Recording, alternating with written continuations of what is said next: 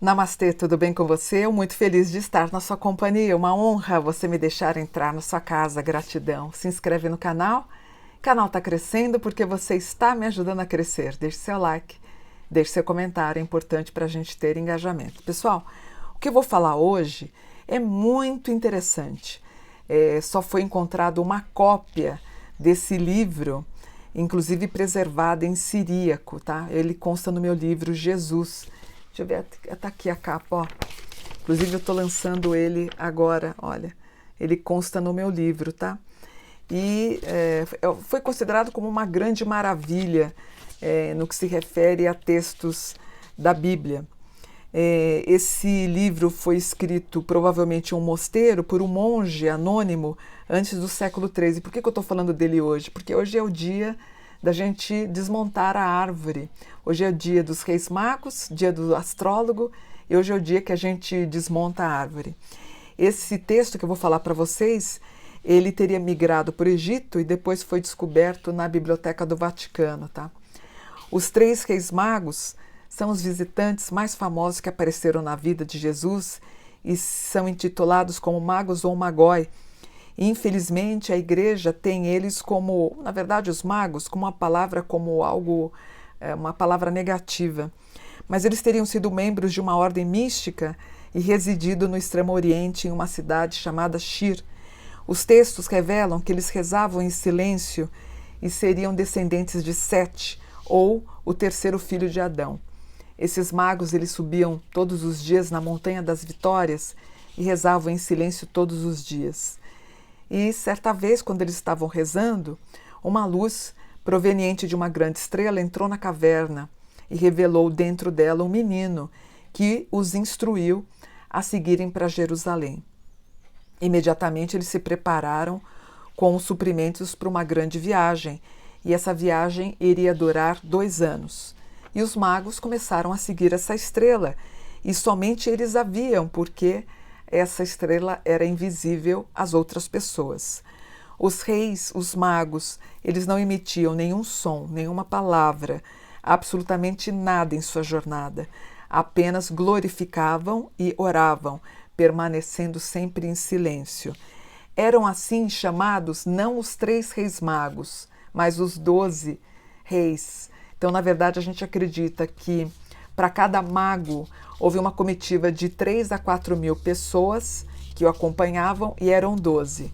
O nome dos 12 reis magos eram Aciras, Arico, Arsac, Artaxissat, Astanbozan, Austaspe, Hormizd, Merozdak, Miruk, Nassardik, Sarar-Mandad e Zar-Wand. Esses eram os nomes dos reis do Oriente.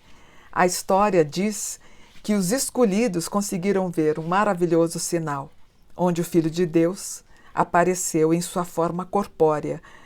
Ele era um menino pobre, imperfeito, muito frágil e de humilde posição, e o sinal da cruz também apareceu. A ordem dizia que os magos tinham que entregar seus presentes e que o adorassem.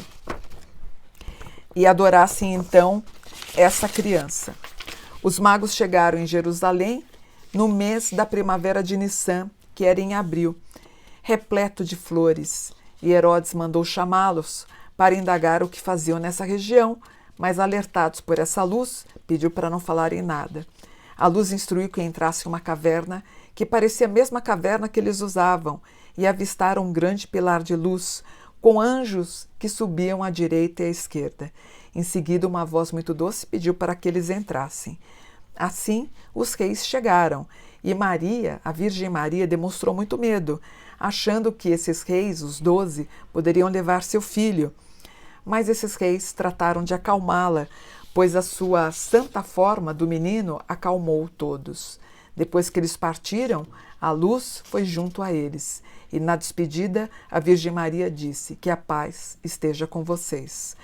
Quando os magos faziam retorno para casa, foram encontrando pessoas no caminho, e estas comeram do alimento contido naqueles vasos. Depois disso, essas pessoas saltavam de alegria. Também começaram a ter visões como um ser salvando e purificando o mundo com seu sangue, mas com uma aparência muito humilde. O outro, uma outra pessoa, viu um cordeirinho e mais um acabou vendo uma pessoa crucificada. Em resumo, essa é a história, como eu disse para vocês, que consta no meu livro. Essa história, gente, é um exemplo de quanto existe de influência nesses escritos fora da Bíblia, que podem ter, são novas concepções de acontecimentos que pensadores como São Tomás de Aquino retratou inclusive essa história em sua Suma Teológica, onde ele traz evidências de que a estrela de Belém foi uma maneira inconfundível de Deus ter falado do nascimento do Messias. Nesse texto, a corte dos reis teria viajado por 2 anos, e a estrela foi à frente do cortejo, e a comida em vasos e as cornucópias nunca acabavam. Posteriormente, o apóstolo Tomé teria ido aonde os magos moravam, e junto a eles, ficou com eles por toda a vida e ficou pregando o amor de Jesus. Os nomes de Baltazar, Gaspar e Belchior foram invenções da igreja e apareceram somente no século VI. Alguns membros da congregação de João Crisóstomo consideravam os reis astrólogos, e foi descoberto depois no Evangelho que havia uma profecia de Zoroastro sobre o nascimento de Jesus. E os magos seguiram o zoroastrismo até muito tempo, né? Inclusive, esses magos eles seriam seguidores do zoroastrismo e seriam originários do Irã. Nesse livro, no livro de Jesus que eu escrevi, eu trato de 12 magos, que poderiam ser, como eu disse, provenientes do Irã ou da Pérsia. E uma outra parte acredita que os magos poderiam ser provenientes da Arábia, tá? Teodoro Barconai afirma que os reis magos chegaram em Jerusalém em abril, nos dias de Nissan ou na primavera, e que Jesus teria nascido no ano 4. No século IV, Agostinho já afirmava que os magos eram reis sem sombra de dúvida, pois colocaram as suas coroas no chão para adorarem o menino Jesus.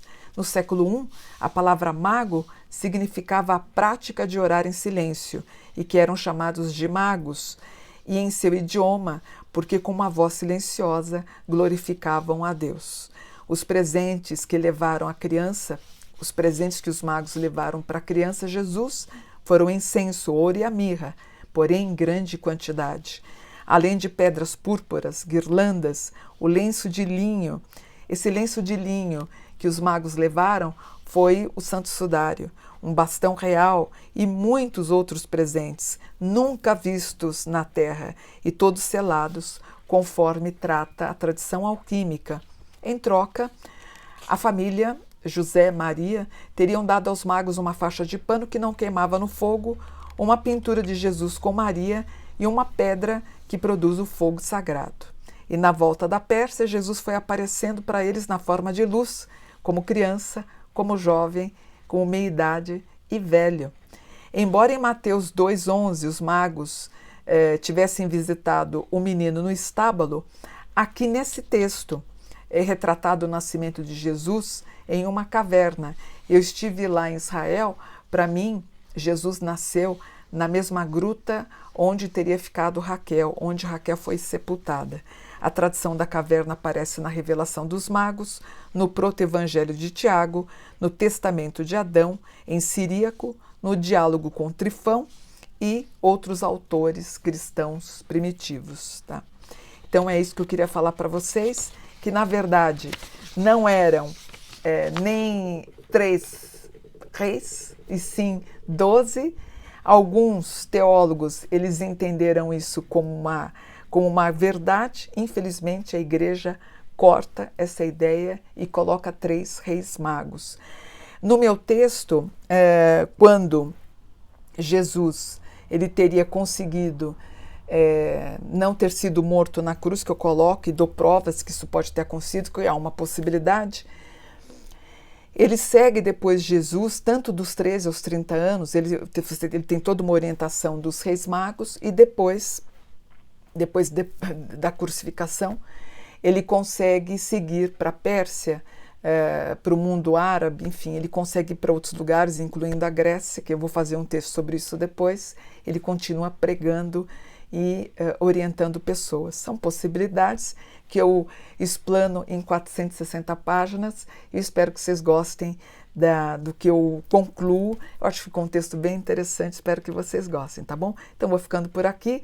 Um lindo 6 de janeiro para vocês e hoje a gente despede da árvore de Natal, lembrando que não foram 3 reis magos e pelos textos originais 12, tá bom? Vou ficando por aqui, espero que vocês tenham gostado da história. Namastê, gratidão por um dia com reis magos. Gratidão.